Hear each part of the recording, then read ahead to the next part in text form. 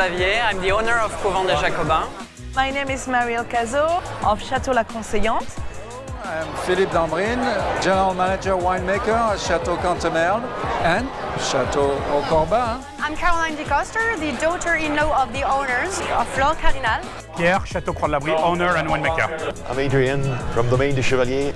My name is Jean-Paul Bignon. My family is the owner of Château Talbot. My name is Emmanuel Cruse. I am co-owner of Château Bignon. I'm Frédéric Faye. Figeac is a unique estate in Saint-Emilion. I'm the winemaker and general manager of the estate.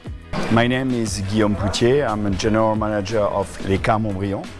My name is Lorenzo, I'm Italian, and I have the chance to have the technical overview over the three properties of the family Alba d'Alierghesma, which are Château Giscours, Château du Tertre, both in Margaux, and Caiarossa in Tuscany, in Italy. I'm Maëlys Marsona. I work at Claude-Sart. Claude-Sart belongs to my family since 1923. I'm the winemaker.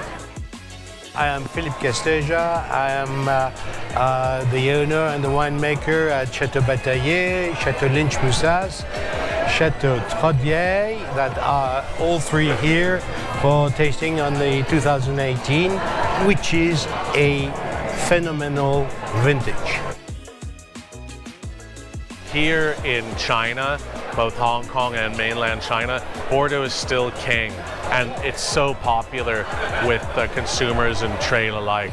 So 2018 vintage was actually a big surprise for me. I spent 2 weeks in Bordeaux. I tasted 1,500 wines on my own, and I visited about 70 chateaux, talked to well over 100 producers, and I was impressed by how the tannins were ripe and it was still fresh at the same time. So it's really an excellent vintage, and now we're tasting it here, barrel samples in Hong Kong. This doesn't happen anywhere else in the world.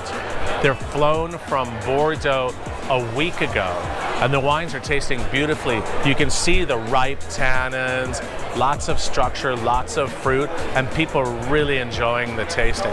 So I'm really psyched.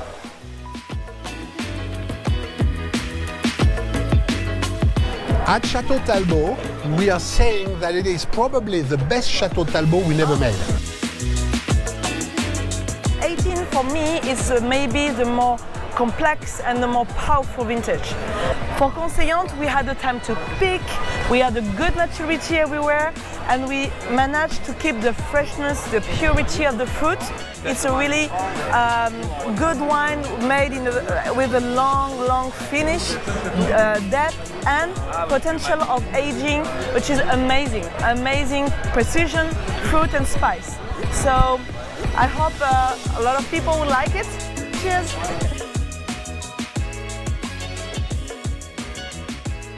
If we trust the critics and especially James, I think it's our best vintage that we recently made. But it's always very difficult to be 100% sure that it's the best vintage because it's still very young. But so some people say, well, it's around 2016 or 2015, which is great for Margaux, definitely. But I think for us, it will be definitely among the top 3 vintages. Certainly, this was a vintage of choices because the ripening season was long and sunny, and we were able to pick at the moment when we wanted. So it was very important to do decisions per block, and on each block try to define the good picking moment, the good balance, I would say, that we were looking for. And of course, per variety and per terroir, we had to do different decisions. Thanks to this summer saved this vintage, and Mother Nature is quite gentle too, and kind, very kind sometimes. So it's a very exciting vintage with a good body, a good fruit, very complex aromas right now. It's only a primeur, it's only a baby wine, and then we can taste great potential for this wine. So we'll hope people will be pleased, because I know there is a lot of expectation for this 18 vintage, and it's the first time we're doing en primeur tasting outside France. We only do it here for James Suckling. Today we are here in Hong Kong celebrating the 2018 vintage, very exceptional vintage. We are very proud of that vintage. To my father, it's definitely the best one he has ever done.